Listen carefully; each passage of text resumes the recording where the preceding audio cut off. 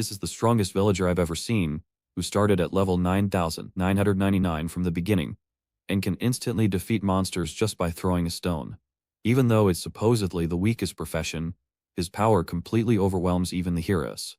A very long time ago, monsters didn't exist on this continent yet, but once they appeared, their numbers rapidly increased.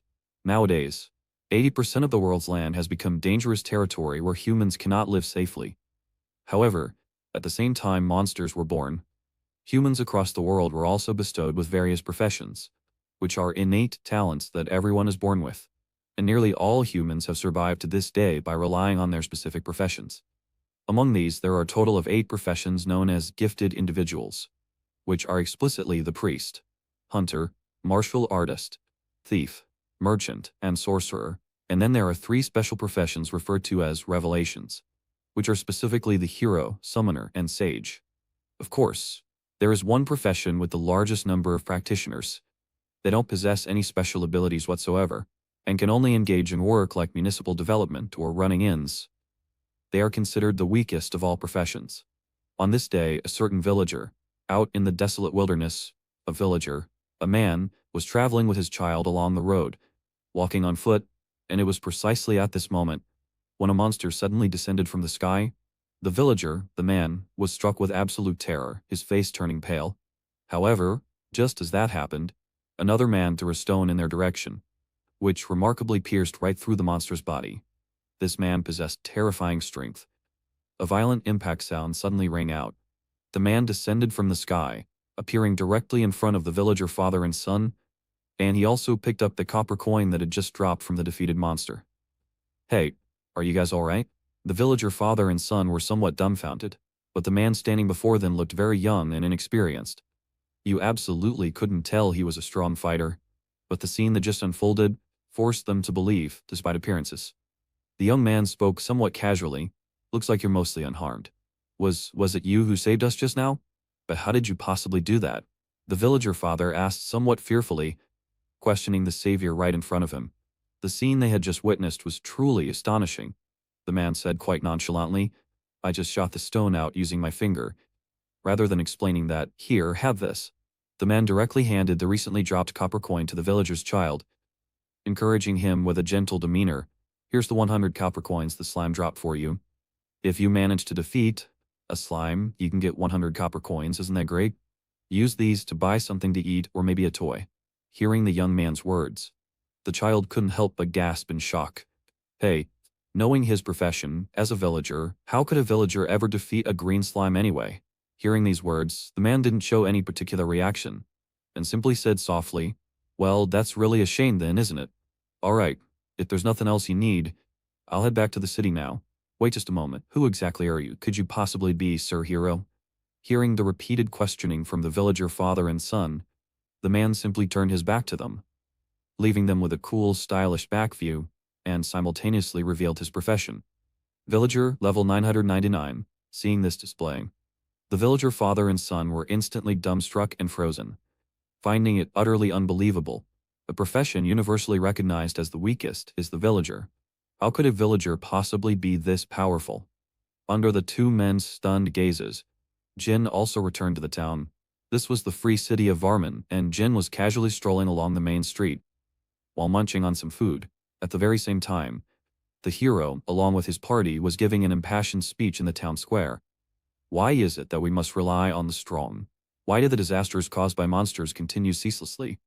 Why must even young children be forced to wield sharp blades? All of this is because of the existence of monsters, as well as the existence of the demon race who command these monsters. If we don't defeat their demon king, the peace we yearn for will never ever arrive. The hero was standing on a high platform, passionately shouting his message to the villagers gathered below, who were listening with great interest, and among them quite a few were eagerly wanting to join the hero's party. Of course, there were also some pragmatic individuals among them. "Stop talking nonsense," one of them muttered.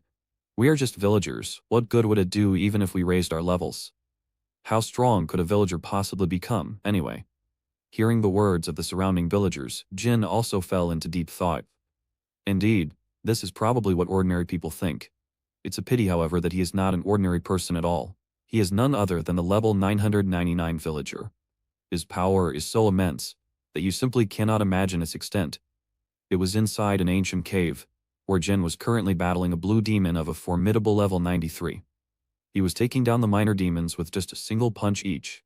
The monsters that others found absolutely terrifying were simply insignificant nuisances in his hands. At the same time, Jin was also lamenting to himself. There sure are an unusual number of monsters today. However, numerous as they were, none of them were essentially a match for Jin. The task was progressing quite smoothly. After finishing off the last few demons, Jin also ran deeper into the cave, even muttering to himself, "Let me see, how many are left now, I wonder? Could it be that there are still more targets inside?" It was also at this time that Jin, hidden in the shadows, spotted the hero's party, which made him feel a bit annoyed. His own blue little demons had actually been stolen, and at this moment, the hero was still gloating over being able to defeat just one demon. The people around him weren't stingy with their praise either. Soon, Jin spotted another blue demon and quickly rushed forward to finish the opponent with a single kick. The drop this time was unusual. He actually got a rare item drop. He checked the details of the blue demon drop and then looked at his own quest log. And only then did Jin realize how lucky he truly was today. His quest objective, the blue demons, only had 3 remaining now. It seems like he can finish up quite soon. For dinner tonight, I'll treat myself to some high-class sushi. Just as Jin was fantasizing about his dinner, he suddenly saw a small girl with a black cloak run into the depths of the cave. Jin was just about to call out to stop her, but then he noticed a very strange phenomenon.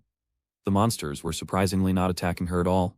Jin was just about to step forward to investigate, but the blue demons started moving again. Having no other choice, Jin had to intervene, taking on the group of monsters single-handedly, pounding the demons until they were utterly helpless. After dealing with the monsters, Jin sprinted towards the deeper part of the cave. But even after running for a full 5 minutes, he found absolutely no trace of her. Lost her, she ran away really fast, didn't she? However, very soon after, he located an exit. After taking care of 2 more demons, Jin suddenly heard a child scream. He instantly rushed forward, only to find that the hero and the little girl were actually confronting each other. The hero was unreasonably questioning her. "Listen here, this is a restricted area belonging to the royal family. What are you doing sneaking around in here?" he demanded, and immediately raised his sacred sword, preparing to swing it down. Precisely at this critical moment, Jin charged forward and directly blocked the hero's attack. He protected the young girl with a slight smile on his face, while simultaneously questioning the hero and his party. "Hey, I gotta ask, what exactly are you all doing, ganging up on a small child like this?" Seeing the strange man in front of them, the hero was also feeling quite bewildered. How could a renowned hero possibly tolerate such a provocation? Especially when he realized that the other person was, surprisingly, just a villager. The hero became even angrier, and the people on the hero's side weren't pushovers either, immediately attempting to overwhelm him with righteousness and authority. "Listen up, just who do you think you are? Let's just say we've more or less figured it out. That girl over there is clearly a member of the demon race. Are you seriously going to shield her even knowing this? Exactly what is your intention, sir? Could you please tell us?" Hearing the questioning from the group, Jin simply watched them silently without saying a single word, his eyes revealing a chilling intensity. So then, what will he decide to do next? Confronting the hero head-on, will he be able to gain the upper hand in this situation? Let us eagerly wait and see how it unfolds. Alright, you absolutely cannot begin to imagine just how strong a mere villager can truly be. Hello, everyone, and crowd of government disciplines. I am Yancheng. Let's continue talking about the villager at level 999. A few hours earlier, in the ancient cave, the hero was leading his party in hunting blue demons. The party consisted of 4 individuals, namely, the hero, Rex, the mage, Parna, the forest girl, Adequades, and our in old to bring Syrias, Tina, and the sage, Kururu. Kururu and the others were currently immersed in the excitement of having just defeated the blue demon, completely unaware of what they were about to encounter next in this place. As for the level, the foremost person, the princess, was standing to the side, expressing her own thoughts quite firmly. "Please, please don't ever call me Your Highness the Princess. From this point forward, there used to exist over 196 countries in this entire world. But after the appearance of the Demon Lord and his numerous monsters, there are now only 3 countries left standing in this world today. Because humanity's living space is steadily becoming smaller and smaller each passing moment. And all of this is precisely because the Demon Lord, leading the monsters, has forcefully taken away the living space that originally belonged to us humans to begin with. We absolutely must take it back from their hands by any means necessary. We must reclaim the peaceful and beautiful world we once had before this disaster struck. After hearing the princess's narration of the history, since there was no apparent disagreement from them, it seems the princess's idea on this matter is quite resolute and deeply held. So, Ms. Parna, please don't ever call me by that formal title, Your Highness, the princess, again. My full name is Kanaizuki Kururu. From Pegasaldonia, that's enough formality between us. I'll just call you Little Kuru then. Alright everyone? The hero standing to the side arbitrarily gave the princess a casual nickname, which made even the princess blush slightly with a touch of shyness. On the other hand, the hero didn't even bother to turn around, but was instead repeatedly tapping and knocking on the wall nearby, seemingly searching for something. Very soon, what exactly did he manage to discover there? After he thoroughly investigated and his hand touched the stone wall, the entire cave immediately became much brighter and illuminated. Parna, who was standing nearby, also had a look of surprise and doubt on her face. As she spoke, does this mean the Demon Lord's true schemes or methods are located right up ahead in this place? What could possibly be waiting ahead of us? It was at this very moment the hero broke into a confident smile, lifting his arm with an arrogant and boastful tone of voice, striking a pose that seemed rather cool and dramatic. Allow me to provide you all with a detailed explanation. Sleeping just ahead is the legendary Holy Sword, which can only be equipped by heroes level 90 or above. A truly powerful treasure that has been passed down through the royal family for generations upon generations. How in the world do you possibly know all of that? Kururu is the source of magic power for this country. She possesses innate talent. The king, her father, he happily told me all about it, especially for his beloved daughter's sake. Alright everyone, we're almost right at the final destination point. Just as the hero and his party were preparing to enter, the little girl in the black cloak had already entered this place earlier than them. She was looking around everywhere in the area, but found no sign of the holy sword they were looking for. Sigh. How strange. Why isn't it here where it's supposed to be? Just as the little girl was spaced out and staring, deep in thought, the hero and his party also entered this area. Who is this person? What in the world is this fellow doing here? Suddenly, Princess Kururu immediately saw the distinctive magical energy emanating from the little girl's head. This magical energy was uniquely characteristic of the demon race and their kind. The princess absolutely could not be mistaken about this fact, and she quickly warned the hero Rex, who was standing right beside her. Your Excellency, this girl right here is a demon. Rex stared intently at the girl standing before him, with clear killing intent radiating visibly from his eyes. Suddenly, he noticed another crucial clue. The holy sword was missing from its place. He immediately began to loudly question a little girl, demanding answers. Did this fellow secretly take it from here? The demon race member, not waiting for the little child to offer any explanation whatsoever, the hero's stern and commanding words echoed out from somewhere nearby. This place is sacred royal family ground. It is strictly forbidden. Someone like you. Immediately, the hero raised the sword held firmly in his hand and began to activate a powerful skill attack, seemingly ready to strike down the little girl in the middle of the area the very next second. The princess on the side wanted desperately to stop him, but it was already too late to intervene and prevent it. What are you guys doing, sneaking around in here like this? What are your intentions? A powerful surge of killing intent and the sharp glint of the sword pressed down towards the little girl. And it was precisely at this 1,000 pounds hanging by a thread moment, a man came rushing out from the side. Hey, I gotta ask you all, what exactly are you doing, ganging up on a small child like this anyway? Immediately after, a sudden confrontation directly nullified the hero's powerful attack completely. Upon witnessing this astonishing sight, the 4 members of the hero's party were utterly shaken and shocked, and the group shakily asked the question that was paramount in their minds. Who on earth are you? If you are asking what kind of person I am, to be precise, I am merely a villager who happened to be passing by this location. Don't joke around like that, that's impossible. How could a villager possibly that attacked just now? The hero couldn't finish his sentence due to shock, because he simply couldn't believe the person standing before him could possibly be a villager. This completely shattered his previous understanding of how the world and professions worked. It utterly crushed his pride and identity as the chosen hero, and furthermore, it made him feel completely dejected and utterly dispirited. The next second, Jin directly displayed his identity badge, with 2 large, clear words prominently visible for all to see. Villager. This word instantly instilled an endless sense of frustration and deep defeat in the hero's heart.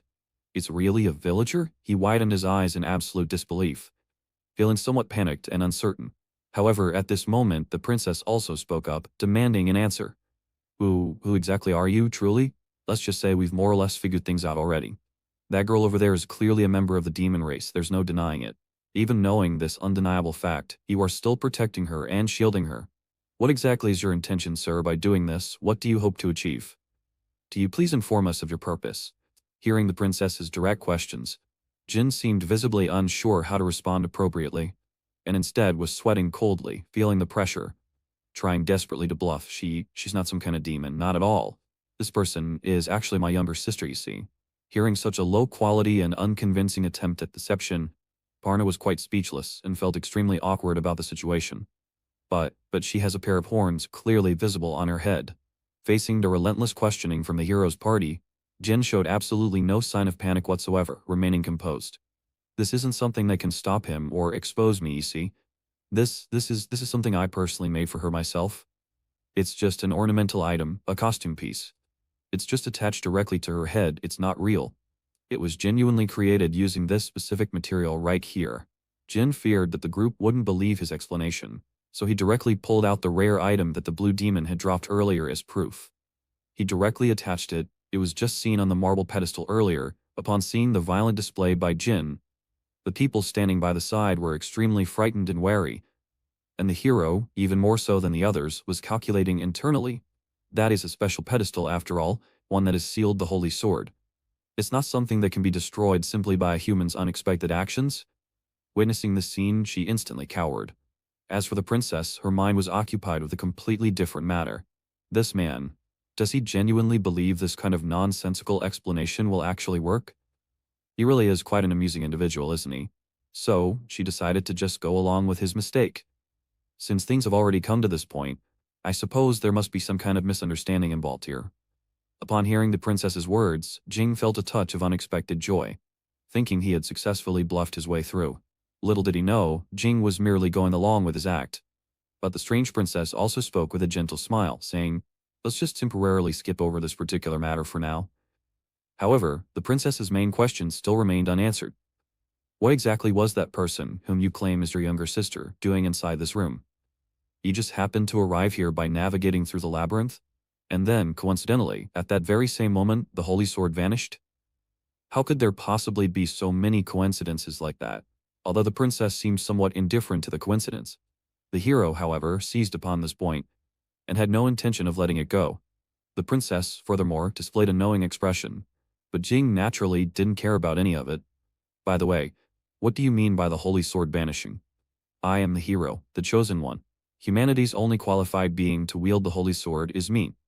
No wonder the hero's arrogant declaration left Jing looking utterly awkward.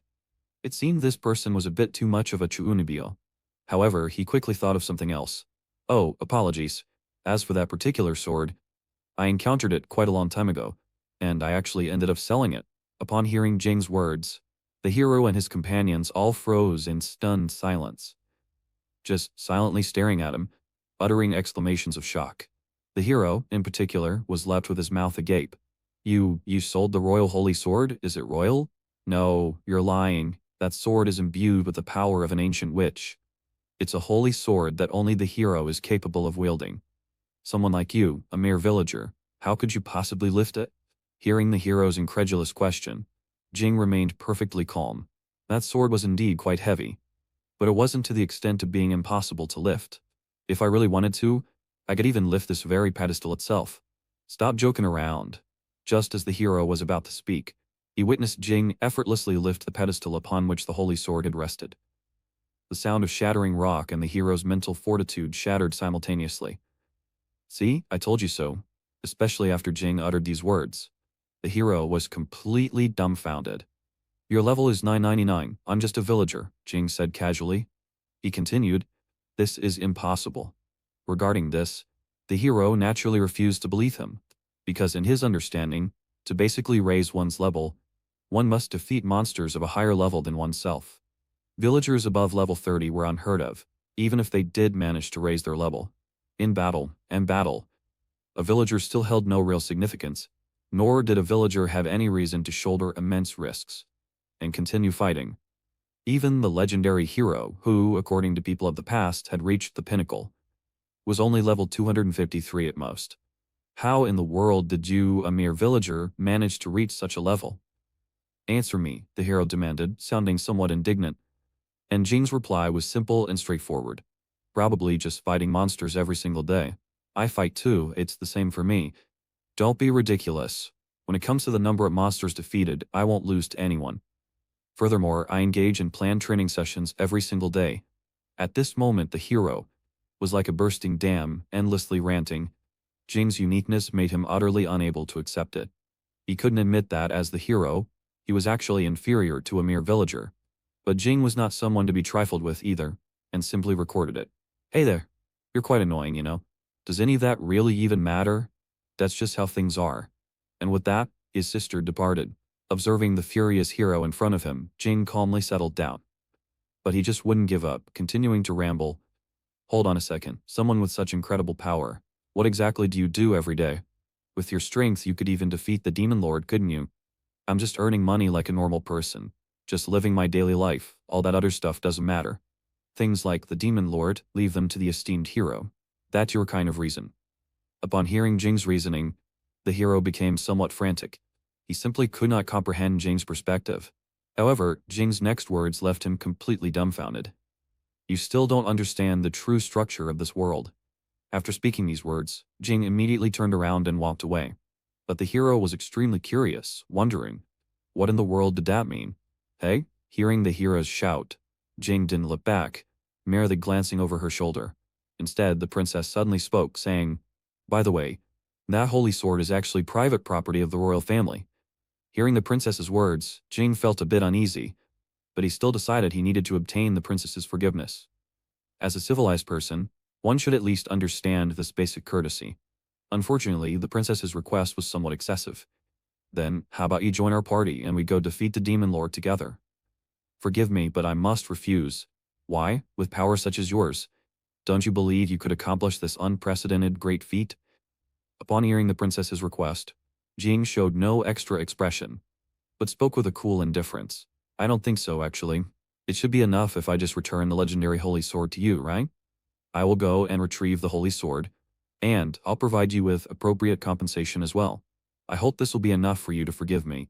Upon hearing Jing's words, they all looked incredibly surprised and bewildered, some finding it quite unbelievable. The princess even loudly questioned, Don't you desire the immense wealth and fame that would follow? Don't you want to help those who are suffering in pain? I have no interest in wealth or fame, but if someone is genuinely in pain, I will still help them, Jing calmly stated.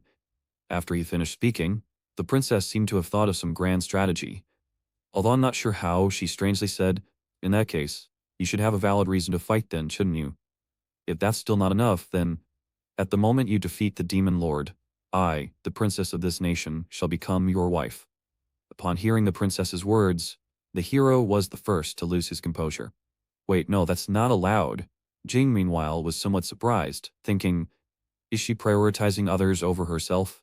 However, I refuse. Hearing Jing's words, both the hero and the princess were rather astonished. It was well known that no one had ever dared to reject a princess's declaration of love. But this person actually did it.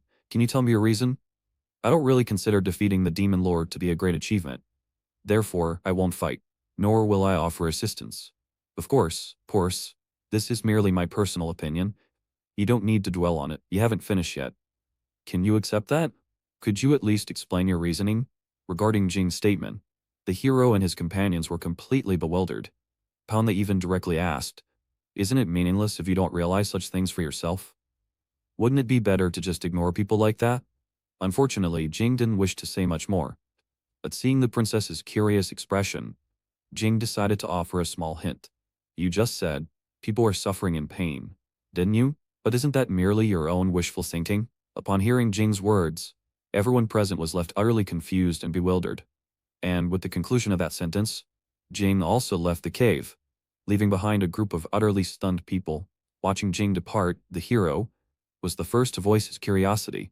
You still don't understand the structure of this world. That guy just said those words to me. But what exactly does that person know? Although the hero was incredibly flustered this time, he also came to realize one crucial fact. He was simply too weak. Regardless, there was one thing she was now absolutely clear about. He absolutely had to become even stronger than that villager. Soon after, the scene shifts to Jing's perspective. After leaving the ancient cave with the little demon Lali, the sky outside had already turned dark. The passively shivering Jing was also about to let the little girl go back alone. However, it was clear that the little girl had no intention of returning home, but instead, quite adorably, said, "Hey, big brother, I've been searching for someone just like you. Please, please marry me." The little girl gathered all her courage and shouted it out. This left Jing feeling rather bewildered. So, would he accept the little girl's unexpected proposal? And what would such an action seem like from our perspective? What do you think? Let's discuss it. This is perhaps the most unlucky man I've ever encountered. He rescued a beauty midway, only to be proposed to by a lolly. And the kicker is, the lolly turns out to be his brother's daughter. Hello, everyone. I'm Yanqing. Let's continue with the story of LV 999 Villager, Chapter 3. This young man's name is Jing.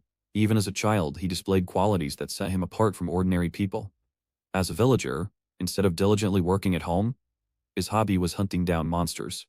On this particular day, just like any other, he left his home, preparing to go confront monsters. Although his parents were both working, he certainly wouldn't listen to them, because he knew an astonishing secret. Hunting monsters was incredibly profitable. The villager profession was originally not meant to fight monsters. Jing first defeated a monster when he was just a boy. At that time, he was simply lucky, and happened to defeat the monster by chance. After that, Jing came to understand one important thing. As long as you defeat monsters, you will gain money, and the amount of wealth was incomparable to a villager's income, even several times or dozens of times more. It was from that point onward that Jing became engrossed in the immense profits gained from monster subjugation. But at the same time, a small question also arose in Jing's mind. After monsters are defeated, why does money drop from them? It was precisely this kind of thought that made Jing curious about this world. The scene returns to the direction of the aged mirror.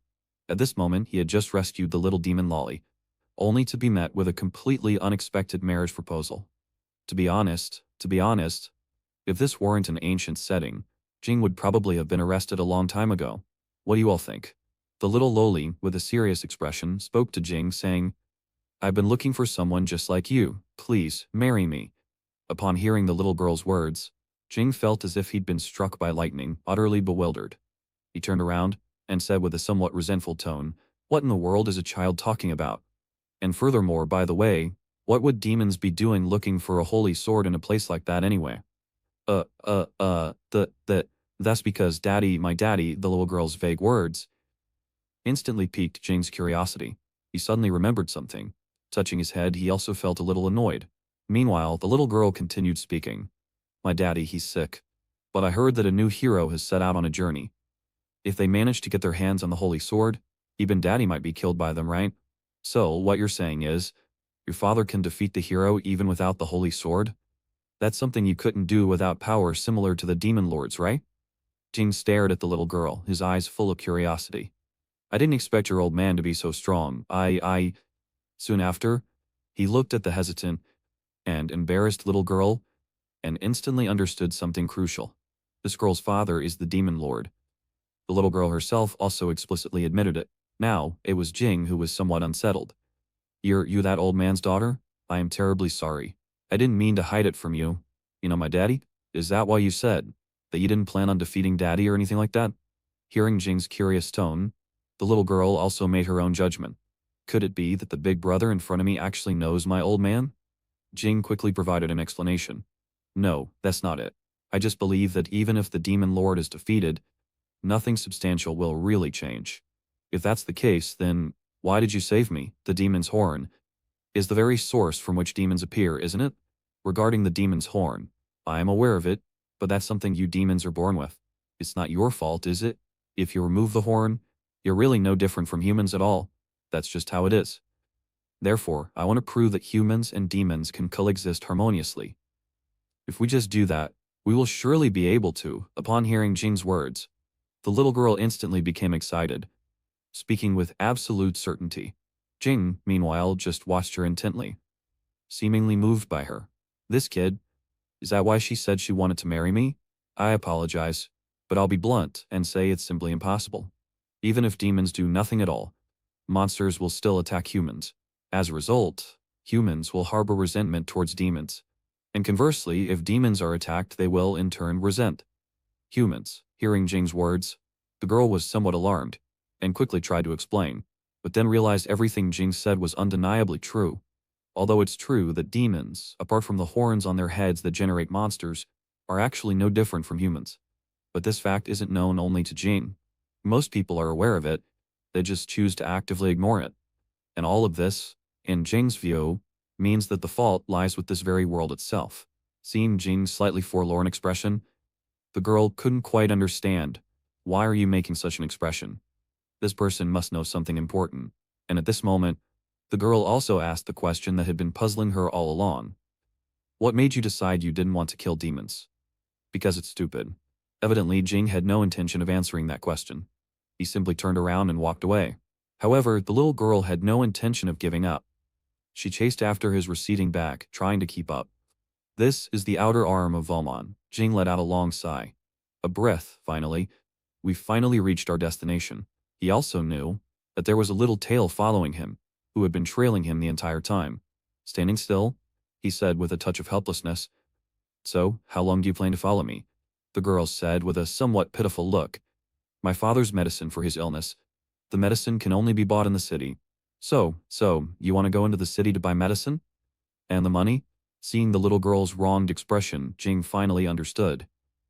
It seems like there aren't any. He found himself somewhat speechless. So, it turns out she's clinging on to me now. However, there's nothing he could do.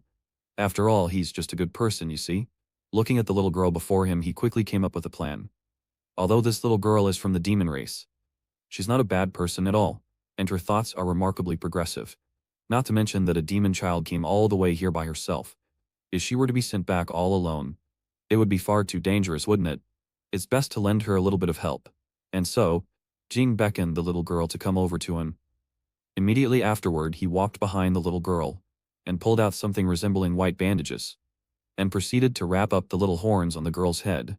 The girl was just about to ask something, when she suddenly noticed something strange. The magical energy radiating from her head had inexplicably vanished, and Jing was standing right behind her, smiling proudly about the magic. You can't feel it anymore, can you? What in the world is happening? What did you do to me? The little girl started to panic. Jing also offered an explanation. Something has been used to wrap up your horns, you see.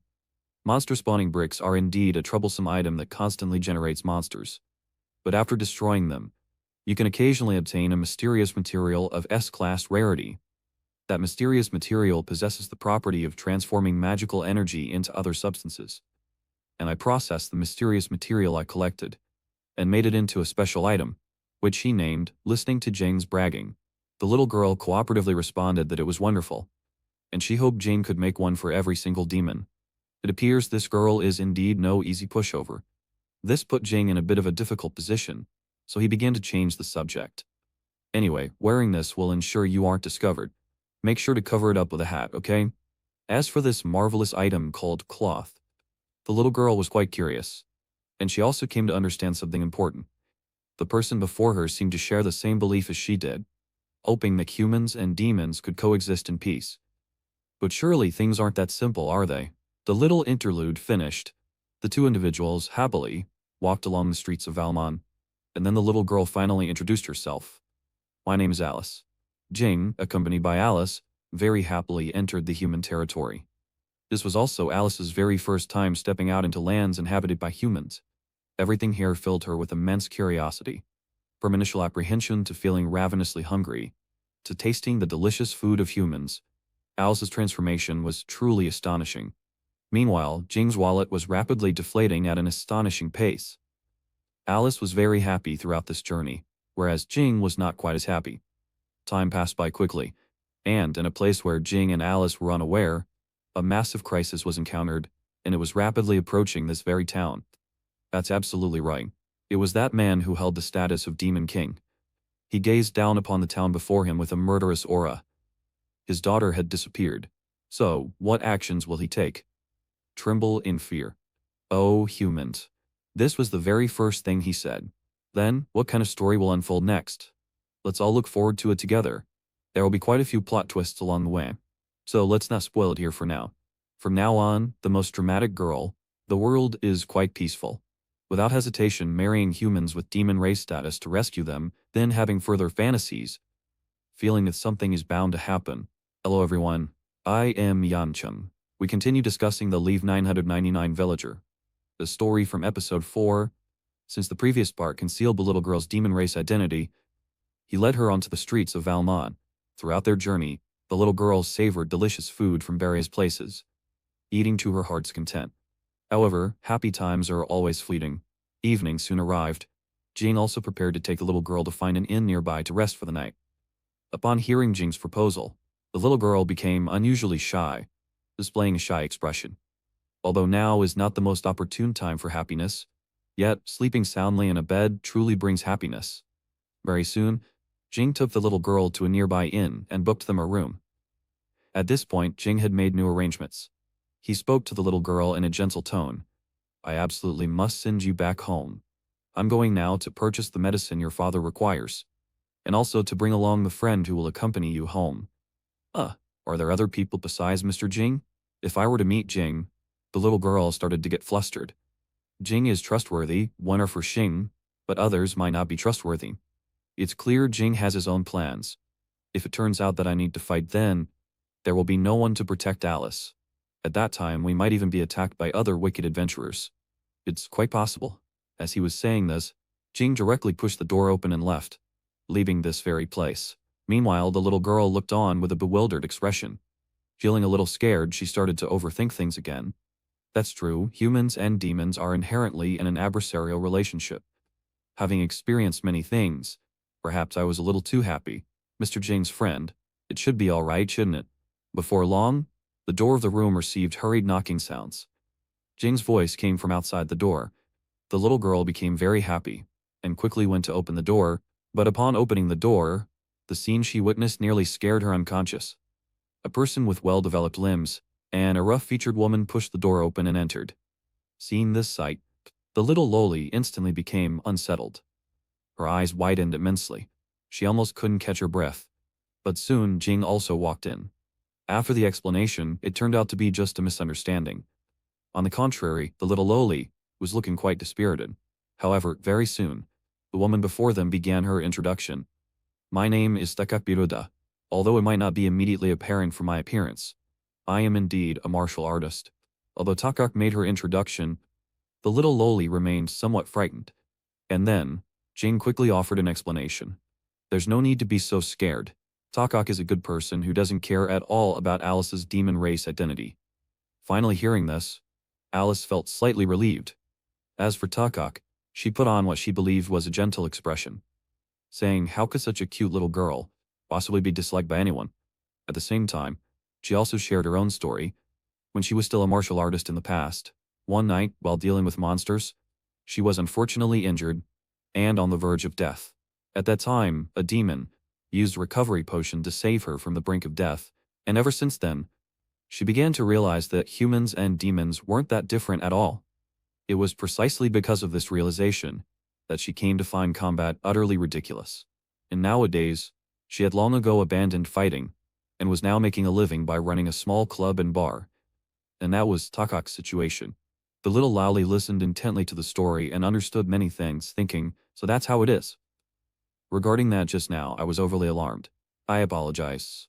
My name is Alice. Please take good care of me from this point forward. After listening to the story, the little loli also apologized for her previous actions. But apparently Takak didn't mind, and instead playfully bickered with Jing. On the other hand, the little girl beside them also didn't expect that Jing of Live 999 would also experience a day of being playfully bullied. Next, Takak invited the two of them to go to a hot spring. Jing, being male, naturally wouldn't join in such activities. After giving some brief instructions, he watched Takak lead the little loli downstairs. All the way, the little girl couldn't quite process what was happening.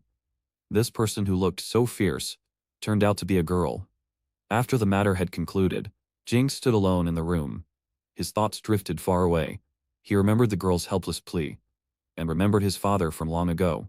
When he was little, he was quite rebellious. Although he was just a villager, he never did the work expected of a villager. Instead, he went out to fight monsters. He had originally thought that such days would continue on forever, but until the day finally arrived, his father took him by carriage to go shopping. Along the way, his father kept advising him that it's perfectly fine for villagers not to fight. You should honestly help out at home right now, and in the future you can inherit the family's tailor shop. Unfortunately, Jing didn't listen to a single word. Instead, he constantly thought about how he should confront monsters. Monsters below level 5 were easily handled by Jing. He could solve them simply by throwing stones from a distance. But monsters above level 5 were simply impossible for him to defeat. At that time, he had wanted to try, but it was of no use whatsoever. If it weren't for a passerby who happened to save him then, he would have likely already met his end. Recalling that encounter from back then, the young Jing still felt a bit frightened. Villagers really are too much, aren't they? The heavens are truly unfair. It would be wonderful if everyone could choose the profession they truly desired. But just at this very moment, a sharp, piercing scream interrupted the young Jing's thoughts. Very soon, he witnessed a horrifying scene, covered entirely in wounds. His father pulled open the carriage curtain, urgently saying, "Quick, run." Before his father could utter a second word, he was directly swallowed whole by a monster, and this was Jing's tragic past experience. Thinking back on it now, he is still filled with fear and regret. Truly, even after so much time has passed, he still cannot forget it. And it was at this very moment, Jing, standing by the window, suddenly noticed something. Countless enormous bird-like monsters were approaching Valmon. Meanwhile, Takak on the street, and the little Loli were completely unaware. Still chatting away merrily, the little Loli's face looked somber, apparently not feeling very happy, and the woman beside her was comforting her. At the same time, the little Loli also voiced her confusion. How did Mr. Jing manage to reach LV 999?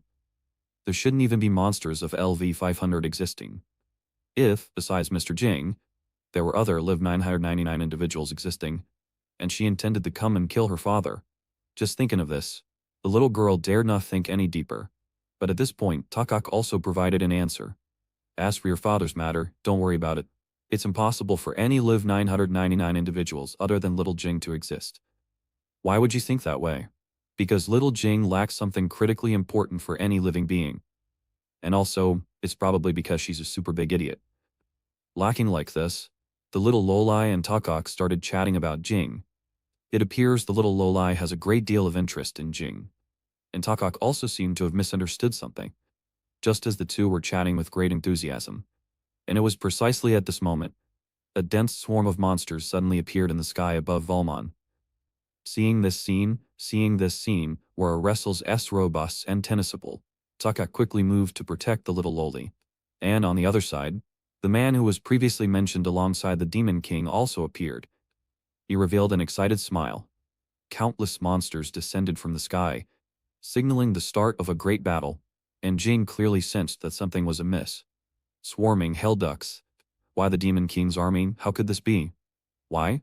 At this moment, the little Loli was also extremely curious, muttering incessantly, while the man in the sky arrogantly declared, "The Demon Lord has issued the command for us to begin our operation. You humans will soon be subjugated by the supreme rulers, and never again be able to rise." Upon hearing the words of the Demon Man, the surrounding humans also began to grow indignant. They loudly yelled, "Damn demon bastards, kill them all." Looking at everything unfolding before her, the little girl grew confused. She was a bit confused about the current situation. Why wouldn't father do something like this? Please calm down. Valmon is a street where adventurers reside. Everyone here won't be easily defeated. Hearing Takak's comforting words, the little girl calmed down slightly, but soon she witnessed an astonishing scene. A giant wild boar monster actually flew directly into the sky. Just as expected, that man made his move. Jing saw, he directly lifted a colossal being with both hands, roaring, "Take this move." Then performed a 180-degree turn, and the monster was directly smashed into the sky at an astonishing speed. Seeing this spectacle, the demon man also became flustered. Astonished, he unnaturally touched his chin, marveling that he threw the bloodthirsty wild boar flying, and hit its mark so precisely. Could it possibly be the hero? Even the hero, could they really achieve this? Very soon, just as he was momentarily stunned, Jing, who was preparing to rendezvous with Alice first, was discovered, but then suddenly discovered the hero from before.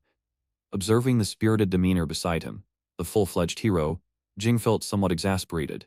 The hero was seen tightly gripping his sword and loudly roaring, "Taste this properly.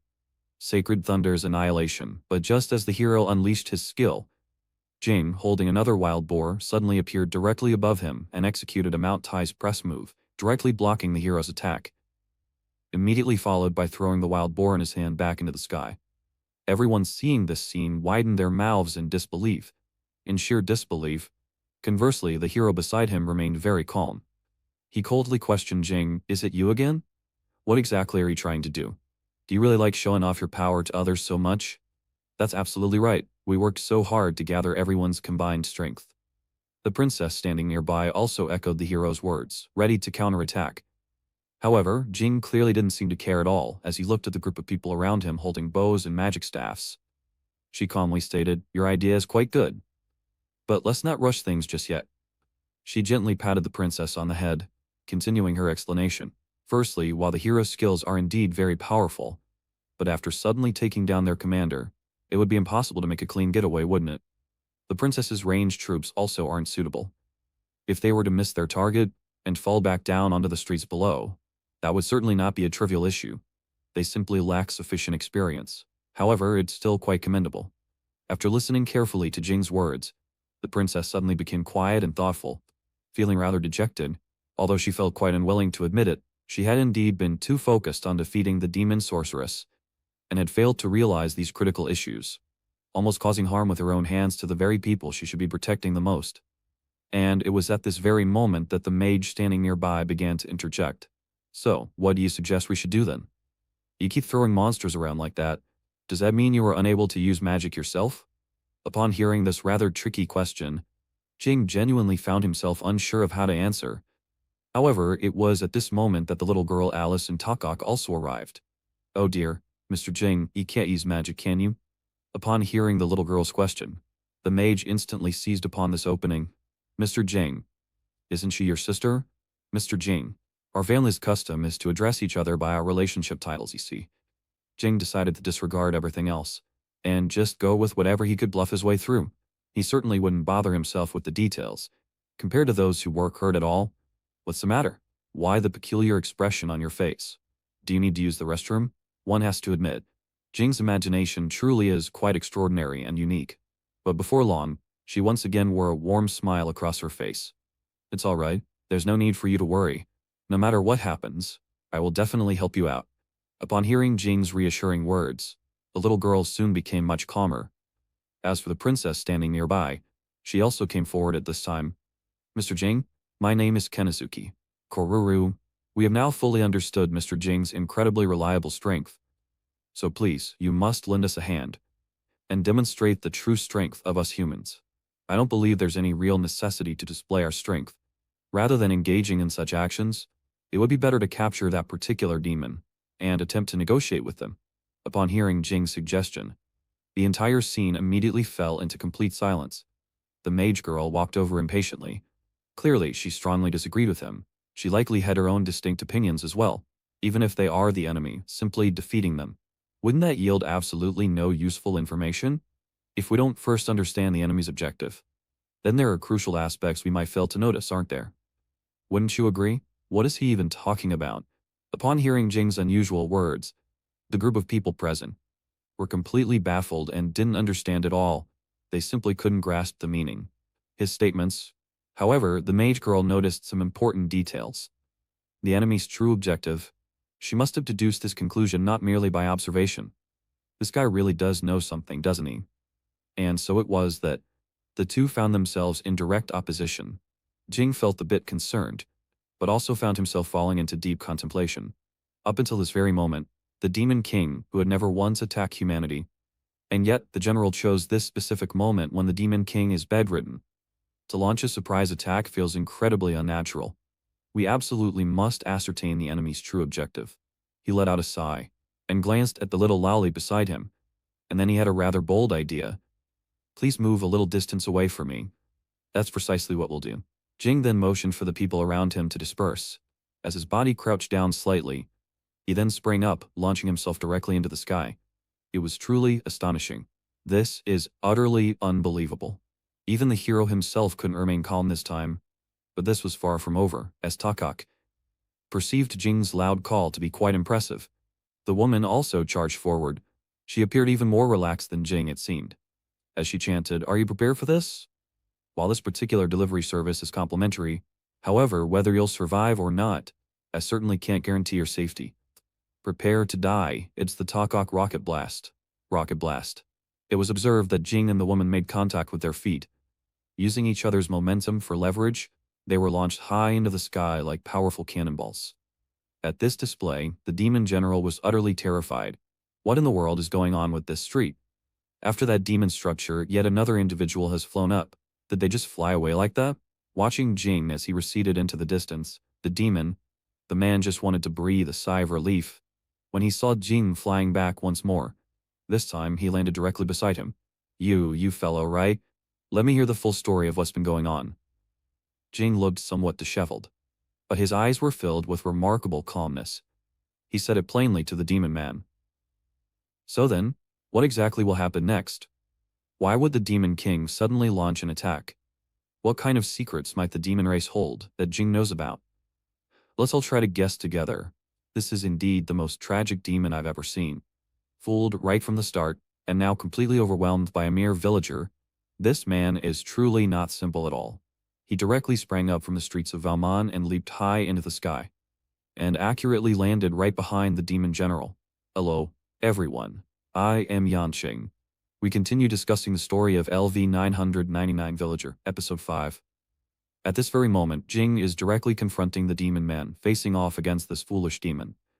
The man seemed somewhat confused about the situation, saying in a cold tone, "Who exactly are you, fellow?" "I'm merely a passing villager, that's all." He then revealed his status panel, a LV 999 Villager. As was to be expected, this tactic never fails to impress. Upon seeing Jing's extremely high level, the demon general was instantly and utterly shocked. "A LV 999 Villager, you say? How could this possibly be true if we were to leave you unchecked? It could pose a threat to his lordship, the Demon King." The demon man dared not think any further, because the more he thought about it, the more terrifying it became, and the more it astonished him. However, it was at this point that Jing spoke up. "If it's the Demon King you're referring to..." Before Jing could even finish, the demon man attacked first to gain the upper hand, launching a skill directly at him. It wasn't an attack directed at his lordship, the Demon King. The man had absolute confidence in this particular move of his. But as the smoke cleared, he saw, to his surprise, a completely unharmed human. Completely unscathed. Only his clothes had been affected by the explosion. As Jing walked out, he was slightly disheveled. However, it was evident that he was unharmed. But he then said, the words he hadn't finished just moments before, "I am actually acquainted with the Demon King, and I never once considered becoming his enemy."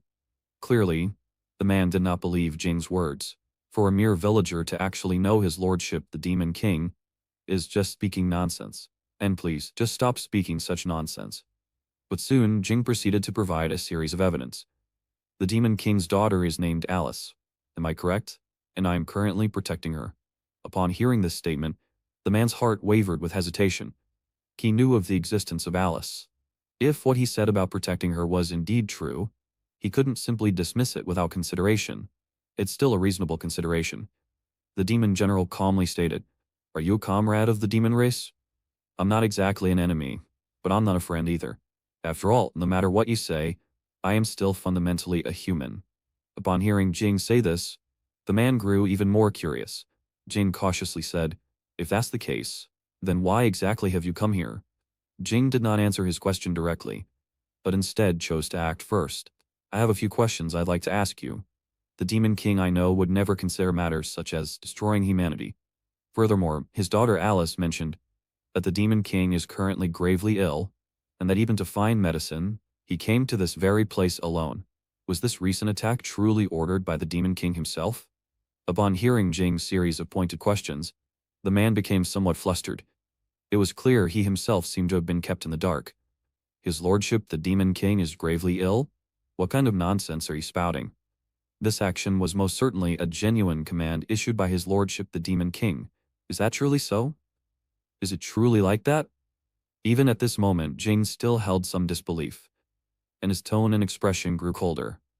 If that is indeed the case, I can no longer stand idly by. At this moment, although Jing's body appeared rather frail, it was nonetheless filled with imposing dominance. Even the demon general couldn't help but be intimidated by it. However, at this point he also managed to calm himself, and began to recall the details of his previous meeting with the Demon King. Did he really ask me if it was truly the Demon King's command? There shouldn't have been any suspicious points about it. And beside the Demon King was Lord Estella, known as his right hand. Suddenly, a realization struck the man. The situation was not quite right. It seems the command wasn't actually issued by the Demon King, but Lord Estella, known as the right hand, had said. Recalling the scene from back then, he remembered it once more. Estella had been doing all the talking throughout. The Demon King ordered an attack on the streets of Valmon. Even the phrase Demon King ordered, that entire statement was spoken by Estella. Finally, the person realized something was amiss, and Jing, at this moment, regained his smile. See? It truly is. Reaching this conclusion, we still have a long way to go, but his lordship the Demon King was right there beside them at the time. Upon hearing the demon's counter-question, Jing also stated his own guess. But isn't there also a possibility of him being manipulated? Regarding that statement, the man was naturally unwilling to hear it. However, what was said was not entirely without reason.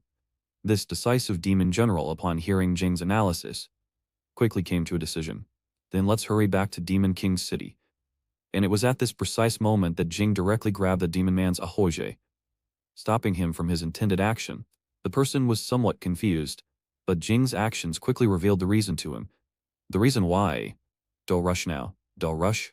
He first used this leading demon man to lure all the surrounding hell ducks towards them, and then, after a few quick springs, he launched himself towards the surrounding hell ducks, swiftly and efficiently resolving all the hell ducks in just a few moves. Witnessing this spectacle, the demon general was left dumbfounded. Is this even humanly possible? This combat power is truly remarkable, making humans fly. However, Jing, not at the right time, subtly pulled him along with a greeting. It's done. Although he was quite shocked, but the man was also a military man himself. He was somewhat perplexed as to why Jing wasn't the least bit anxious about the current situation. Please calm down for a moment. If you were to go back just like this, things would be quite bad indeed. What do you mean by that? You might have been deceived by someone close to the Demon King. Don't you think so? If you were to fly back directly to confirm this, then both you and the Demon King himself would be in great danger. Let the random troops here be completely wiped out, and then secretly return to Demon King City to discreetly gather information is the wisest course of action. Upon hearing Jing's explanation, the man suddenly felt that it truly made a lot of sense. But it just felt a little irritating towards Jing. Jing said once more, and also, I want to take back the gold coins obtained from defeating those hell ducks. Before Jing could even finish speaking, the monster the two were riding on showed signs of being overburdened and about to fall. And this was exactly what Jing had planned for. That was precisely my intention. He then stomped his foot with force, and the monster began to plummet downwards at astonishing speed. Jing wore a smile on his face. But the demon man's situation was far from good. Having witnessed such a scene, falling from such a height, is there any hope for survival? His heart couldn't help but wonder. Muttering, facts proved him wrong. His worry was entirely superfluous. After an unknown amount of time, the man suddenly woke up from his unconsciousness. He saw Jing smiling, and he finally understood something. It was likely Jing who had caught him. Yet, instead of feeling joy for his remaining life, he was still worried about the Demon King. But without Jing taking action, he had no certainty himself. To leave alone, soon enough, the demon man finally introduced himself. His name is Mello, a rather fitting name it seemed. He knew he was a prisoner, but he couldn't quite understand Jing's stance. Aren't you going to kill me? After all, I am from the demon race. Don't ask me such a dull question. Jing, finding it utterly foolish, directly interrupted Mello, and began to explain the current situation to him. If we were forced to fight each other, perhaps I genuinely would have done so. But can't we communicate properly? And most importantly, you are very concerned about Alice and the Demon King. Am I right? You truly are a good person. After hearing Jing's explanation, Mello still couldn't quite understand. Aren't humans and demons supposed to be enemies? Soon, Jing's simple counter-question made him fall into silence as well. If there were no monsters in existence, we could mutually understand each other, wouldn't we? Because the demon race's feet uncontrollably produce monsters. That's why humans want to kill demons. And demons, fearing humans because of this, therefore engage in battle with them. Isn't that just utterly tragic? Alright then. This time consider it that I have defeated you all. And then you may return. I will come to pick you up with Alice around noon tomorrow, and I will accompany you on that journey as well. After saying all of this, Jing, carrying a full package of gold coins, directly turned and left the scene. Mello, however, complained, saying, "Foolish fellow, is filled with nothing but risk." Upon hearing Mello's words, Jing directly turned and approached him, teasing him playfully, and Mello, completely unfazed, resolutely replied, "My lady Alice, if things proceed without any major issues, I can consider allowing you to pass through. You really are a good person, aren't you? Alice would surely be very happy about this too. So, I'll see you tomorrow." Jing has finally departed completely this time, leaving Mello all alone to spend the night here. However, Mello was not idle either, beginning to wonder about the Live 999 villager, you see. This is just absurd, because I currently cannot move freely, but he still let me escape alive. How could demons and humans possibly understand each other? This is because it's not possible to achieve, which is why they fight. Since there are still humans acting so nonsensically, he's definitely an extremely annoying person. That's right, if it were possible to achieve that, would peace truly come about? It seems all we can do right now is wait. Lady Alice, please ensure you remain safe and sound. As he was thinking, Mello also fell asleep. Time passed quickly. Jing yawned and exited the room. Alice was already waiting for him here. Alice wore a smile, thanking Jing, and the two began discussing Mello again. It seems this man is indeed quite all right. That little interlude is now over, and the two started planning how to reach the Demon King's castle. There are many people, but because Mello cannot hide his magic, he cannot ride human carriages. However, if they were to walk back, it would take a very long time, and it seems Jing quickly provided an answer. Demons have their own ways of moving around, you know, but Jing, upon recalling this, felt a bit of a cold sweat, as if something unpleasant had happened. It was on the streets of Valmont that Jing and Alice finally saw the demonic transport they spoke of, a centaur's carriage. It appears that person has an unusually high sense of pride. Before Alice and Jing could say anything, the centaur preemptively attacked. "You trash, like mere roadside debris. Don't you dare stare at me casually." Unfortunately, they were met with lash after lash, and the centaur quickly became obedient. Seeing this scene, Alice, even this child, couldn't help but feel a bit of fear. This is probably what's known as a masochist. It's precisely because they want to be whipped that they submit to humans. Thinking about this, Jing felt a shiver. Alice's idea was naturally rejected, so this thought was quickly discarded. At this time, Alice also asked her previous question. "This Lev 999 matter, I've always been curious. Something I've been thinking about.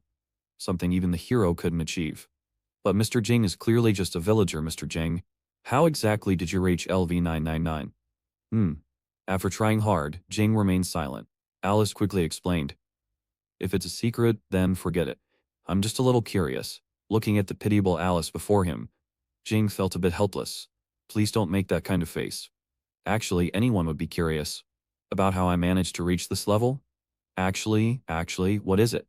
Speaking of which, Jing suddenly created some suspense. "Do you know what it is? You can guess, and we'll reveal the answer next time. You absolutely wouldn't imagine that a villager's level could reach LV 999 and possess such power, completely overpowering the hero and the Demon King. So, how did he manage to do it?"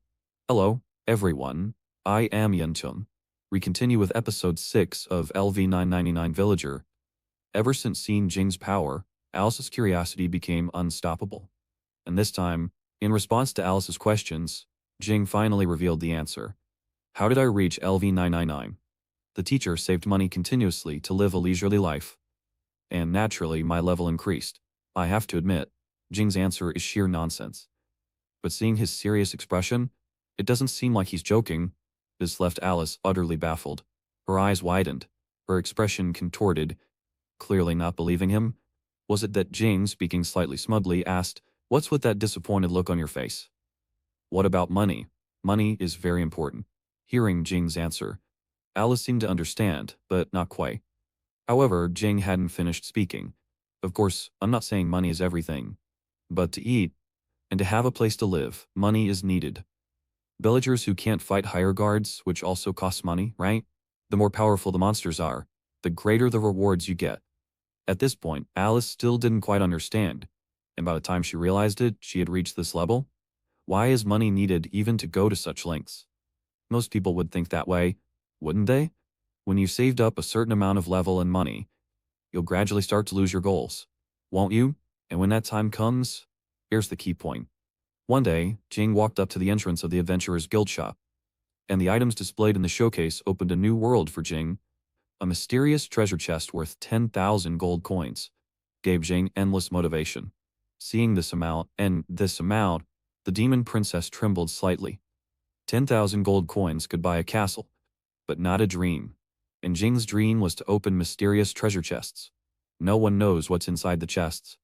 But this ignited Jing's curiosity, and it's for this exact reason that it pushes Jing to constantly become stronger. That's right. The secret to live 999 is right here. It seems opening chests is indeed everyone's dream. Watching Jing acting wildly before her, little Loli felt very helpless. But she also has a keen mind. She knows Mr. Jing hasn't said everything. Are there indeed hidden circumstances? However, at this time, Jing returned to normal, muttering, "Anyway, the initial trigger was truly for earning money. You know, Alice, don't you find money incredible? Think about it. Why are the materials essential for human life dropped from monsters?" Hearing Jing's question, Alice fell into thought. You ask, why? Isn't it supposed to be this way? Before Alice could think further, Takak also came over at this time. The three finally gathered, ready to set out to find Mello. Watching Jing walking ahead, Alice also started thinking, how long can Mr. Jing stay with me? This is also the outskirts of Valmon. Jing and the other two successfully found Mello. After seeing Alice, Mello became happy all over. Come, see the Demon King's most loyal subordinate, who holds the most sincere feelings for the Demon King and his daughter. Seeing Alice working hard alone outside, he even shed tears. However, Alice's appearance also caused her to become completely involved. Your words don't seem to be lies. Mello was just about to thank Takak, but at this time she also stepped forward. Seeing a handsome guy, Takak became very excited. Conversely, Mello was startled. It was almost the same scene as when he and Alice first met Takak. However, after Alice's explanation, Mello also accepted Takak's gender, and so, the group opened the map and prepared once again to depart for the Demon King's castle. Regarding this, Jing also had some small concerns. Mello's magic kept leaking out, so they could only travel through secluded areas, and they couldn't let humans discover them. As for Mello at this moment, he also noticed Alice's difference. Alice was not emanating the demonic energy that belongs to the demon race. Alice turned her back and explained the function of the cloth, which made Mello finally understand. However, even so, he was still greatly shocked. Of course, hearing Jing's explanation, he managed to dispel his doubts. The materials for forging this cloth are truly too rare, meaning Jing could only make one. Likewise, this also made Mello admire Jing even more. However, it was precisely at this time, a fireball suddenly attacked from behind, aimed at Jing. Fortunately, the others, Jing reacted quickly, and with a single slap he dispersed the flames. If Alice were suddenly harmed, the consequences would be unthinkable. Furthermore, the voice from afar also revealed that the person who attacked just now had finally shown their hand, and they walked out with an expression of righteousness, angrily saying to Jing and the others. As for Jing, he felt somewhat helpless. As expected, members of the hero's party appeared one by one. The first to speak was the mage girl, just as I suspected, and the princess, along with others, were indignantly complaining. They immediately surrounded Jing from all sides, muttering, "Prepare yourselves, you traitor." Seeing this, experts Astri and Jing felt an immense awkwardness, like he had an entire apartment's worth of embarrassment. Why must they appear one by one? However, clearly no one was listening. The hero was feeling smug. He said, "Now there's no excuse for you. Why are you surrounding us?" Jing asked the hero and others as if nothing was wrong. And the princess said seriously, "That's to prevent you from escaping." Before the princess finished speaking, Jing charged forward directly and landed a blow on the princess's forehead. This time, it's 0 points. Facing an opponent you can't defeat. Even if you try, it's meaningless, right? Meanwhile, the hero rushed over again, swinging his sword directly at Jing. But clearly she wasn't Jing's match. Unable to even touch Jing's body, the hero also understood very well that their encirclement tactic seemed useless against Jing, instead showing the author's fearless fight. Of course, the hero's courage is commendable. Despite knowing he's no match, he still stepped forward, showing the hero's confusion, and said, "If the hero gives up, who will fight against evil?" Immediately followed by another sword strike. However, this time Jing disarmed him barehanded, catching the weapon. He tried to make them give up, but the hero and the others clearly didn't think so.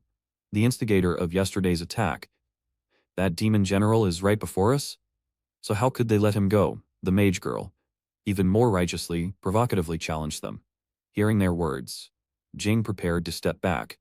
Turning to Mello, he said, "Also, Mello, you did cause quite a commotion in the city. You should really apologize for that incident." Hearing Jing's words, Mello naturally became unwilling. He refused to accept it, asking why. "You must know, compared to yesterday's attack, demons have suffered tens of times more humiliation so far." He refused, wearing an expression of hatred. At this time, Alice also looked very dejected. However, the Chunibyo hero stepped forward again. "It's not a problem that can be solved with an apology. Demons threatening humanity are evil, and anyone who helps them is also evil." It seems the hero has gone truly mad. Hearing this, Jing also became somewhat cold. She swiftly closed in, and directly crushed the hero's longsword. Why was it decided this way by someone? Have you truly thought about it properly? Jing looked at the hero with eyes carrying a hint of killing intent. Now the hero finally got scared. "What do you mean? My sister over there, why does she seem like a bad person?" "I believe you already know she is of the demon race. That person is the Demon King's daughter." Hearing Jing's confession, the hero became unsettled. "The Demon King's daughter, no matter what, you let that person go earlier. Wasn't it because you couldn't determine she was absolutely a bad person? So, hearing there are feet, that's why monsters are born. These monsters do cause harm to humans. But even if they are eliminated, humans will not change at all. Therefore, I will absolutely not kill my demon friends."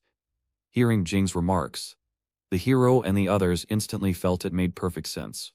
However, the princess still had some doubts.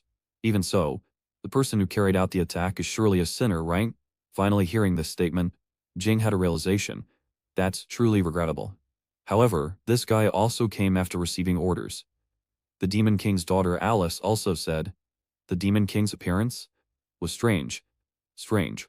In what way strange?" Hearing Jing's words, the princess became a little curious.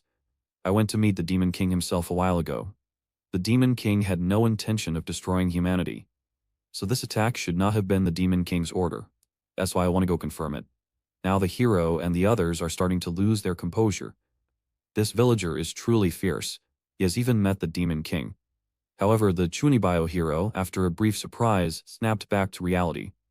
She still didn't quite believe it. "Don't joke around. How could something like this happen? Meeting the Demon King himself? No intention to destroy humanity. Stop talking nonsense. Those kinds of things without evidence." At the same time, the princess stepped forward, agreeing, "That's right. The Demon King is humanity's greatest enemy." However, after they heard Jing's next sentence, they all fell silent. Has the Demon King ever invaded human cities? No matter how humans massacred demons, the Demon King never attacked once. Finally, the hero began to waver. It seems there might truly be a chance. Is what he says true? The Demon King? He has no such intention. So what have I been fighting against all this time? As the hero pondered, the mage girl stepped forward again, shouting loudly, "The Demon King is the enemy. You few, pull yourselves together. Bauman was attacked by demons yesterday. This is an indisputable fact. It's possible that man has been brainwashed by demons.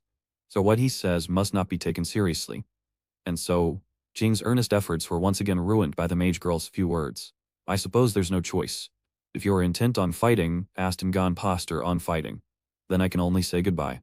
And so, in this very manner, Jing directly escorted the three individuals and swiftly departed from the immediate scene.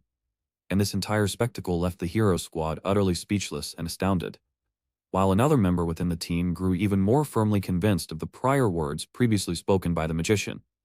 However, Jing paid absolutely no attention whatsoever to any of these matters, leaving behind just a single statement for them, and then directly sprinted away at full speed. If we'd only continued to converse and discuss things further, you people might have possibly come to understand our perspective. Let's meet again next time, perhaps. As Jing was making his escape, his thoughts were also racing internally, contemplating matters.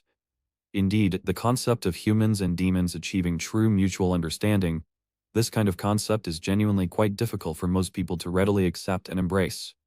At that particular moment, Jing also began to chat playfully and teasingly with Honest, as it truly is quite challenging to walk the difficult path towards peaceful coexistence, just as anticipated. However, this particular situation is markedly different from the previous encounter we had. They actually took the time to properly and carefully listen to what we had to say. Although the hero could not be successfully persuaded during this specific encounter, Jing felt comparatively happy and content nonetheless. He also firmly resolved that he would continue on this path, until the very moment Anis decides to give up entirely, working tirelessly and collaboratively together with Anis throughout the entire journey.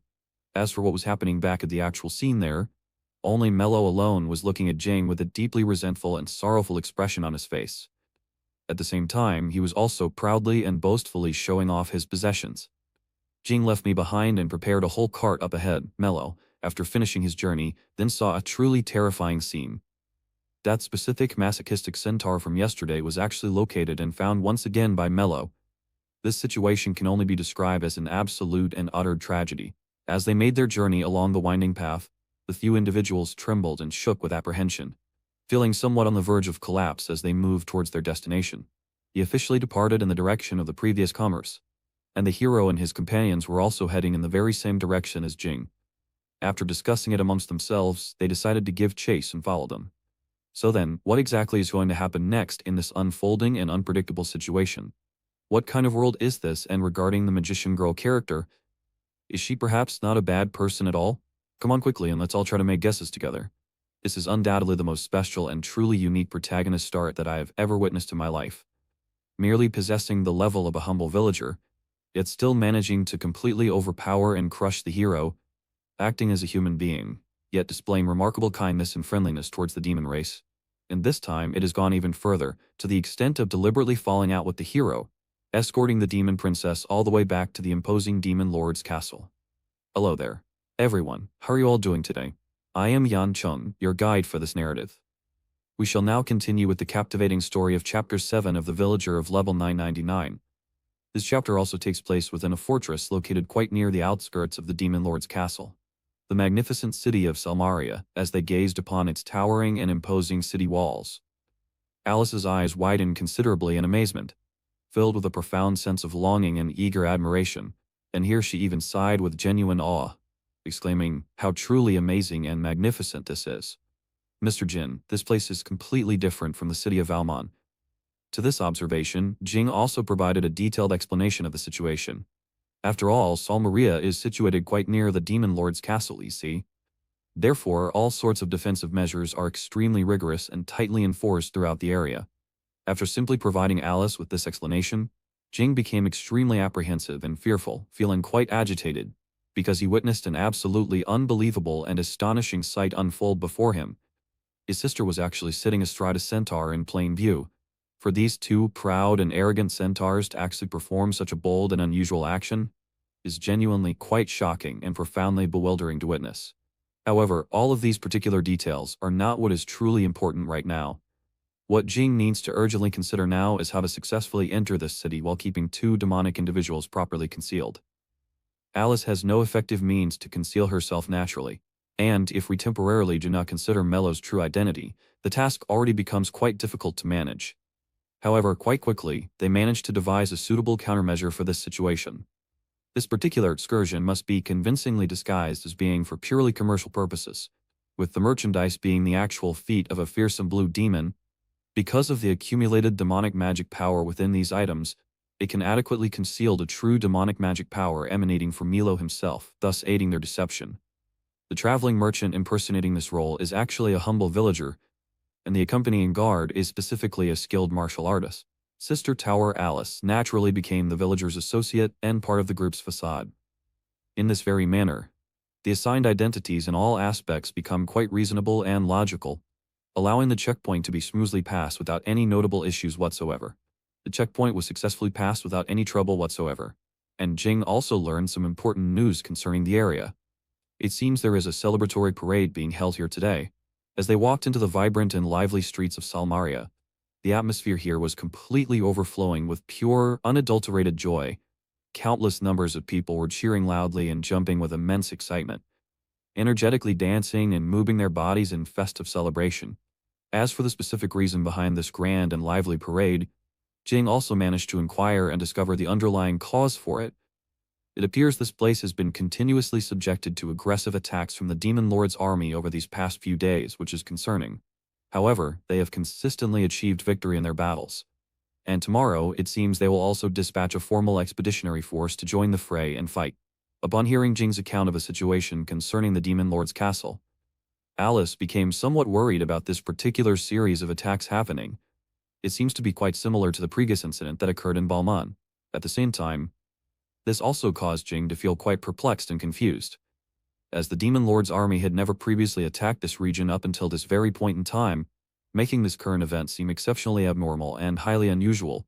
And judging by the current circumstances and trends, the people seem to be cheering loudly and with great enthusiasm, preparing to, after achieving this significant victory, rely on their prevailing momentum to pursue victory further and defeat the demon forces with one concerted effort and determination.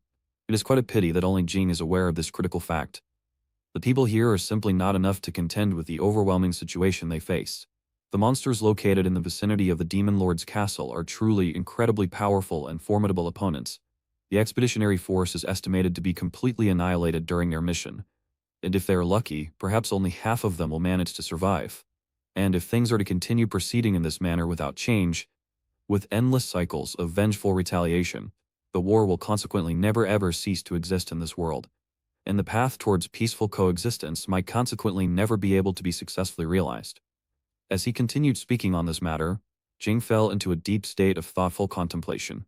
He clearly knows for a fact and with certainty that the gods and monsters on Adras Island of the Demon Lord's castle have entered some high-level demonic dwellings and strongholds, which is concerning, and in preparation for a formal invasion or attack, they might have already accumulated a vast amount of formidable strength and power for their campaign. As long as the demonic forces wish to launch an offensive operation, even the city of Silmaria would instantly fall and be completely overrun. Of course, Jing at this present moment has not given up hope or his resolve. He said with absolute confidence in his tone, "Then I've come up with a brilliant plan. As long as I can reach the Demon Lord's castle before the expeditionary force does and accomplish my task, and then successfully persuade the Demon King himself to escape together with the demon race as a whole, then there will be absolutely no need for any fighting to occur at all." Upon hearing Jing's bold and ambitious declaration, the two of them also wore expressions of utter bewilderment and confusion. However, Sister Tower also thoughtfully raised the crucial point of concern. "Although I can certainly understand your ingenious and well-intentioned idea, but this plan is genuinely lacking in thorough consideration and foresight. If the Demon King himself actually possesses the profound intention of destroying all of humanity, then what should be done about such a terrible and dire situation? If that were to truly be the case, I will not stand idly by and do nothing whatsoever in this matter." Upon hearing these serious words, Alice also displayed a pained and distressed expression on her beautiful face. "That's entirely right. If Father truly intends to engage in battle with humanity and commence fighting, serves them right indeed." Alice did not finish speaking her sentence completely, but instead silently looked at Jing with thoughtful consideration, and Jing also spoke out his own thoughts and genuine feelings. "At that particular difficult time, I will also fight alongside them to protect them. However, I am forming an allied force whose ultimate, overarching goal is for humans and demons to be able to successfully coexist together peacefully." And the members of the fighting allied forces heard this significant term, and all of them were met with expressions of sheer astonishment and disbelief. And Jing continued to explain that he doesn't want people and demons who are unwilling to fight to gather together in conflict, but rather those who desire peace. If we only search diligently, there should likely be many such individuals who desire peace, shouldn't there? Finally, at this very moment, everyone present fell into a profound and thoughtful silence. But Sister Tower was still being quite rational and sensible in her assessment. Humans and demons are originally in completely opposing positions relative to each other, you know. Can they truly coexist peacefully even if they have the genuine desire to do so? Then aren't we already achieving it together through our actions? Finally, Alice's insightful words suddenly awakened the dreamer from their daze and confusion. This time, Sister Tower also no longer has any doubts remaining in her mind. Was it that Alice made such a solemn and determined promise with such conviction? saying, "I also want to participate and join that allied force. Even if Father really intends to go to war with humanity and commence fighting, I will absolutely never give up the fundamental idea of peaceful coexistence." Upon hearing Alice's heartfelt and resolute words, the few people present actually hadn't expected this outcome at all. But after hearing her speak so passionately, they all broke into warm smiles. Jing even gently patted Alice's forehead with a reassuring gesture, comfortingly saying to her with a warm tone, "Let's work hard together from now on to achieve this goal." Mellow. Suddenly, Jing once again said something completely out of the blue and unexpected. Although he is the Demon King's personal attendant and serves him faithfully, but he cannot possibly allow Lady Alice to be left all alone. "I will never leave Lady Alice's side no matter what." Obviously, Mello became somewhat agitated and emotionally charged by this. However, his words also greatly moved both Alice and Jing with sincerity. They said with admiration, "This is truly a good and noble person." In this manner and with this understanding, all four of them developed the shared idea of joining the Allied army together. Since this is the current situation and the plan is set, please give me your guidance and support in the days to come as we proceed. After having planned and calculated everything carefully and thoroughly, the few individuals prepared themselves to set off for the Demon Lord's castle immediately and without delay. Unfortunately, after only a short while had passed, the meticulously laid plan was directly and completely shattered into pieces. The current situation in Silmaria is that they actually do not permit anyone to exit the city gates. There is simply no way to proceed as planned or to escape. Jing, and Research asked Hour, had no choice but to find a suitable inn within the city walls, preparing to rest and recuperate for a little while before deciding what to do next. The current situation is not good at all, far from what they'd hoped, and under the bright sun, it is drastically different from the situation they had originally imagined. The city gates located in front of the mountain had already been completely sealed off and barricaded. The guards and security measures near the city gates were also extremely strict and vigilant, making entry impossible. Secretly sneaking out is definitely not possible under these tightened security circumstances. And Jing also came up with a completely nonsensical and rather absurd idea. Tomorrow, he would simply charge right out when the city gates were being closed. To this specific plan, surprisingly, all three of them were quite enthusiastically in favor of it. Now that the decision has been firmly made and settled, then we should definitely take a good, proper rest for now. Meanwhile, Alice and Jing began to playfully romp around on the bed together in high spirits. But just thinking about how the three of them booked a room, leaving Mello entirely alone, staying by himself in the carriage with two masochistic centaurs nearby, it really feels a little bit terribly unfair and regrettable for him. Soon enough, Jing led Alice out onto the vibrant and bustling streets of the city. Here, the people were still enthusiastically parading through the streets, their voices filled with joyful laughter and cheerful sounds, happily singing and dancing with great exuberance. It truly seemed as though they had never even considered the possibility of experiencing defeat. And Alice, too, was witnessing such an incredible spectacle for the very first time in her life. She was so overwhelmed with excitement that she nearly fainted on the spot from the sheer intensity. After thinking for a little while, they still decided to go and get some food to eat. Delicious bread, all sorts of various and diverse kinds of food items were available. Alice ended up purchasing a very large, impressive pile of items. At this point, Jing felt a slight twinge of regret. However, upon reflection, he realized it actually wasn't such a big deal, since they certainly aren't short on money anyway. And Alice simply looked at him in this manner. Her tone suddenly became very earnest and heartfelt as she spoke. "Mister, please join me and recover as well. Mr. Jing, you've always worked so hard helping me eat all of these. Please try to cheer up and lift your spirits now." Upon hearing Alice's genuinely kind words, Jing was indeed a little bit moved by her sentiment. However, he also inadvertently revealed his own special cheat ability. Despite clearly being just a child, you truly understand proper manners so well. But there's absolutely no need to worry about this particular aspect, you see, because I am actually blessed with a special skill enhancement that helps me greatly. My special skill allows for automatic recovery of my vitality, so if I get injured, I can pretty much always heal myself naturally without external help. As expected, indeed, it proves true. A cheat ability truly is a cheat ability, by its very definition. This particular power is simply too much of an incredible bug or glitch in the system. After Alice expressed a moment of genuine admiration and wonder at this, she suddenly felt a touch of quiet loneliness and inadequacy. This Jing truly is incredibly powerful and capable, while I, on the other hand, can't seem to do anything at all by myself. However, she quickly managed to let go of that negative feeling and find inner peace. What Jing prepared next was for Alice to eat pasta, a delightful dish. But the very moment they stepped inside the establishment, They heard an extremely inappropriate and unsettling sound pierce the air. The hero, Rex, was surprisingly also present right here in this place. It truly is a classic case of rivals meeting on a narrow path, isn't it? A fateful encounter. And the hero's gaze directly met Jing's eyes, causing the hero, who recognized him, to instantly stand up and let out a furious, booming roar of recognition. So then, what kind of further events or narrative will unfold for them next in this unfolding drama? These are also the truly awe-inspiring and formidable monsters found on Idris Island, the domain of the Demon Lord's castle. Looking across the entire vast landscape and terrain, Jing's assertion that facing such a mighty and countless army of demon sorcerers is entirely correct, making it a grave situation. Humanity could not possibly hope to have any chance of victory against such odds. Therefore, can Jing truly manage to prevent this impending battle from happening and avert disaster? Let us all eagerly wait and see what will unfold from this situation. This is undeniably the most wronged and frustrated hero that I have ever witnessed in my entire life.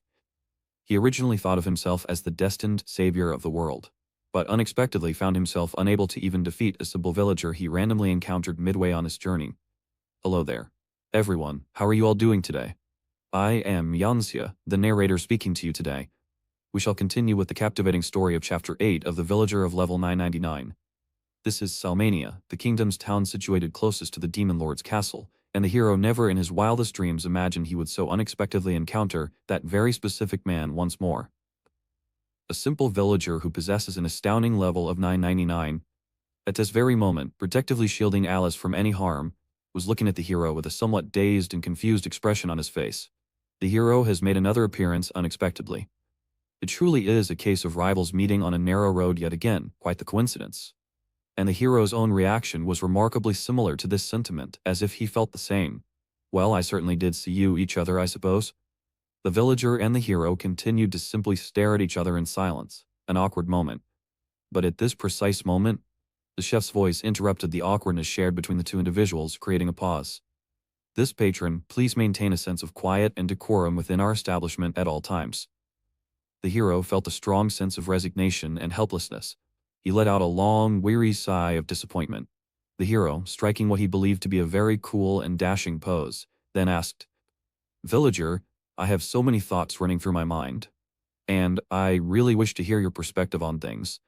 He then descended into a long, extended period of deep, brooding silence.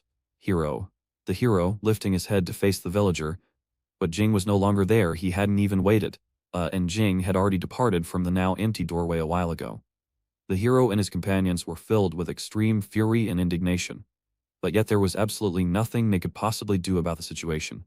No matter how diligently they searched through the area, they simply could not find any trace or sign of the villager anywhere at all, and Rex could only resignedly say, accepting their fate, "It's enough just knowing that he's also present within this city, isn't it?"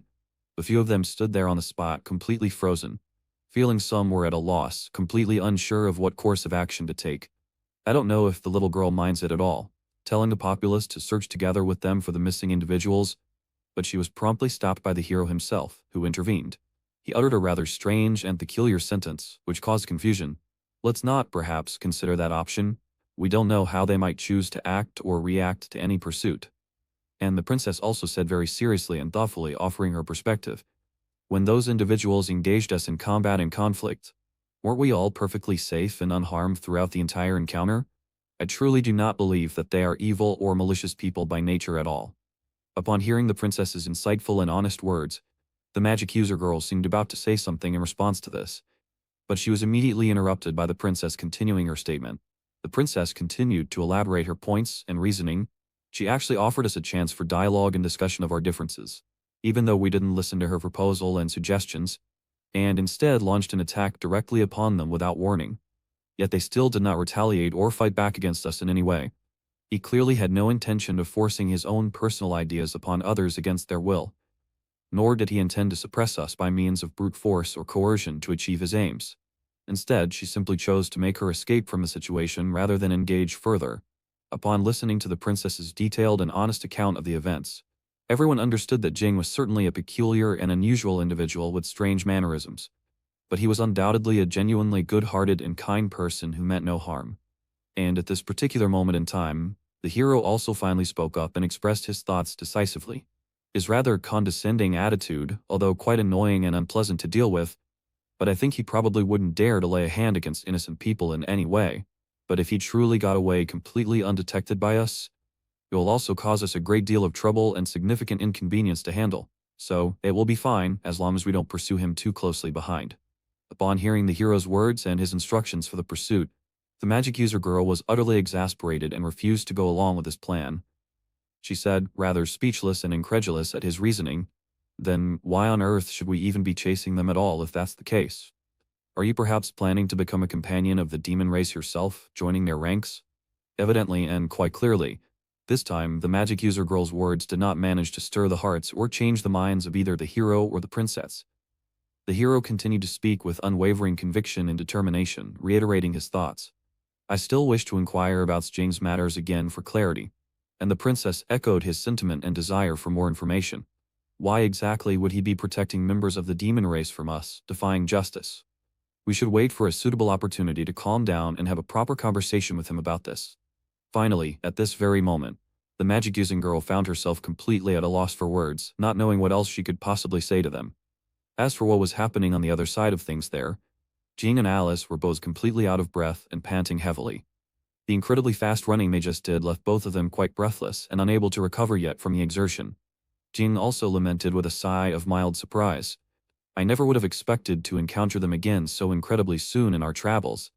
It seems we truly have a deep connection or destiny with them, doesn't it, quite fated?" However, Jing was very quickly drawn in by the cheerful and lively atmosphere occurring nearby. The two of them quickly hurried over to investigate closely what was happening, but they ended up seeing absolutely nothing of particular interest or importance occurring. However, very soon after purchasing some refreshing ice cream to cool off, standing high up on an elevated platform overlooking the scene, Jing once again observed people with visibly panicked expressions on their faces. It seemed they were running frantically yet also appeared remarkably excited and thrilled at the same time, and so Jing and Alice went over to investigate even closer once more to understand the commotion. This time, it truly terrified Alice, a monster plotline reminiscent of episode 24, a startling development. A lizard creature was unexpectedly present right within the human city, and it most certainly shouldn't be there. It appears this entire crowd of people was simply going to spectate this particular monster. After thoroughly and carefully inquiring with the surrounding individuals, only then did he truly discover that this was merely an exhibition as part of the festival's festivities. A staged event to defeat a relatively weaker monster, specifically designed to significantly raise the people's morale. Upon finally learning the surprising and unexpected truth, Jin too felt a profound sense of relief washing over him, letting out a soft sigh. However, in a very short moment, the situation unexpectedly took a complete and dramatic turn. A truly massive and deafening explosion reverberated loudly right in the midst of the gathered crowd. A colossal monster, several times larger and more menacing than the one seen just moments ago, abruptly materialized right within the unsuspecting throng of people. The individuals who had only just been spectating began to frantically scatter and run in every direction, desperate to escape. Simultaneously, there were still some naive individuals who continued to believe that this was merely another part of the staged performance. Yet, in the very next second, their assumptions led to a truly tragic outcome. The people who were desperately fleeing for their lives, at this critical moment they finally and unequivocally comprehended the grim reality, that this was absolutely not any kind of planned performance or theatrical show. Their very lives were now truly on the line. However, Jin, notably, did not attempt to flee or retreat. Instead, he diligently racked his brain, intensely pondering a method to resolve this dire predicament. Even though he possessed immense strength and power, he nonetheless had an urgent responsibility to protect Anis. To unleash his powerful skills would also unfortunately require a considerable amount of precious time to execute. This presented quite a challenging and difficult dilemma for him. Yet, at this incredibly critical and hair-raising moment, a brave young girl suddenly dashed out into the open. A brilliant divine shield immediately materialized, directly saving the person who had very nearly lost their life just moments before.